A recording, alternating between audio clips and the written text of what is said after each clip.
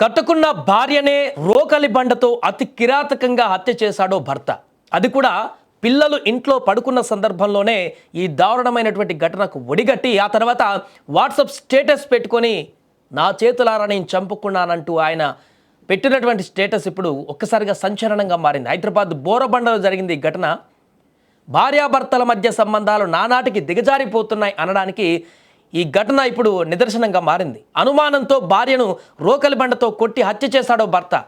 అయితే అక్కడ నిద్రపోతున్నటువంటి పిల్లలు మేల్కోవడంతో అమ్మ పడుకుందని, మీరు నిద్రపోండి అని చెప్పి బయటకు వెళ్ళి తన భార్య తనని చంపేశానంటూ మొబైల్లో స్టేటస్గా పెట్టుకున్నటువంటి ఘటన ఇప్పుడు అక్కడ స్థానికంగా కలకలం రేపుతోంది.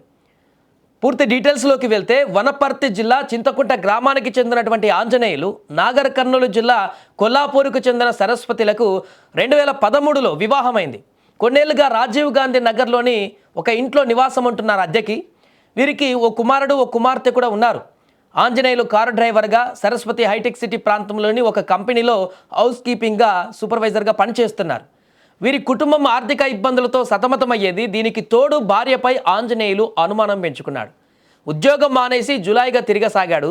సరస్వతి పలుమార్లు కొలువుకు వెళ్ళాలని సూచించినా కూడా, అంటే భర్త నువ్వు పని చేయి ఏదో ఒకటని చెప్పినా కూడా ప్రయోజనం లేకుండా పోయింది.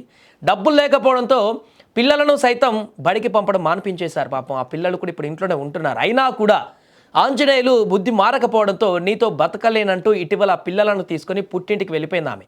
తాను మారిపోతానని, మంచిగా ఉంటానని మాయమాటలు చెప్పి ఈ నెల 17న భార్యా పిల్లలను మరలా ఇంటికి తీసుకొచ్చాడు భర్త. భర్త మారాడు అనుకున్నటువంటి ఆ ఇల్లాలు ఎప్పటిలాగే డ్యూటీకి వెళ్ళి వచ్చింది. ఇక పిల్లలకు భోజనం పెట్టి పడుకున్నారు. ఆ సమయంలోనే ఆంజనేయులు నిద్రిస్తున్నటువంటి భార్య తలపైన రోకలి బండతో పలుమార్లు బలంగా మోదడంతో ఆమె అక్కడికక్కడే చనిపోయింది. అక్కడే నిద్రపోయినటువంటి పిల్లలు వాళ్ళ దుస్తువులు సైతం రక్తంతో తడిసిపోయాయి. ఆ సమయంలో వారిద్దరూ నిద్రలేవడంతో ఆ భార్యను చంపుతున్నటువంటి సందర్భంలో అలజడి వచ్చి ఆ పిల్లలు పడుకున్న పిల్లలు నిద్రలేవడంతో అప్పటికే చనిపోయింది, అన్కాన్షియస్లో ఉంది, లేవలేని పరిస్థితి. అమ్మ పడుకుంది, మీరు నిద్రపోండి అని ఆ భర్త ఆంజనేయులు బయటకు వెళ్ళిపోయాడు అక్కడి నుంచి.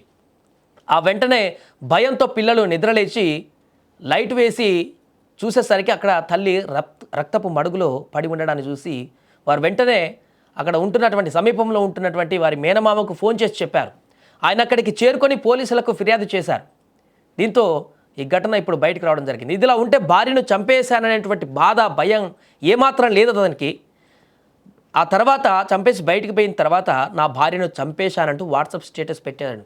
నా జీవితంలో సగభాగమైనటువంటి నిన్ను నా చేతులారా చంపుకున్నాను అని స్టేటస్ పెట్టుకోవడం గమనార్హంగా మారింది. ఇప్పుడు ఆంజనేయులు గతంలో సరస్వతి మరో సోదరుడైనటువంటి ప్రశాంత్ను కత్తితో గాయపరచడంతో కేసు నమోదైనట్లుగా కూడా తెలుస్తుంది. సరస్వతి సోదరుడి ఫిర్యాదు మేరకు కేసు నమోదు చేసుకున్న పోలీసులు ఇప్పుడు దర్యాప్తు చేస్తున్నారు. ప్రస్తుతం నిందితుడు పరారీలో ఉన్నాడు. ఏదేమైనా కానీ హైదరాబాద్లో ఒకవైపు కుకట్పల్లిలో భర్తనే భార్య చంపేసినటువంటి ఘటన, బోరబండలో భార్యను భర్త రోకలితో చంపేసినటువంటి ఘటన, ఏదేమైనా కూడా వరుసగా జరుగుతున్నటువంటి ఈ దారుణమైనటువంటి హత్యలు భార్యాభర్తల మధ్య నెలకొంటున్నటువంటి నేటి పరిస్థితులకు అద్దం పడుతున్నాయి. దీని కారణంగా అమాయక పిల్లలు ఆగమైపోతున్నారు. ఇప్పుడు వీరికి 2 పిల్లలు ఉన్నారు. అక్కడ కుకట్పల్లిలో జరిగినటువంటి దాంట్లో కూడా 2 పిల్లలు ఉన్నారు. ఆ పిల్లలు ఇప్పుడు రోడ్డున పడిపోయారు. కొన్ని ఘటనల్లో అయితే అంతకుముందు పిల్లలను కూడా చంపేసి చచ్చిపోతున్నటువంటి ఘటనలు ఉన్నాయి. ఏదేమైనా కూడా వరుసగా వస్తున్నటువంటి ఇలాంటి దారుణమైనటువంటి ఘటనలు నేటి సమాజంలో భార్యాభర్తల రిలేషన్షిప్ ఏ రకంగా ఉందనేది ప్రశ్నార్థకరంగా మారేలా చేస్తుంది.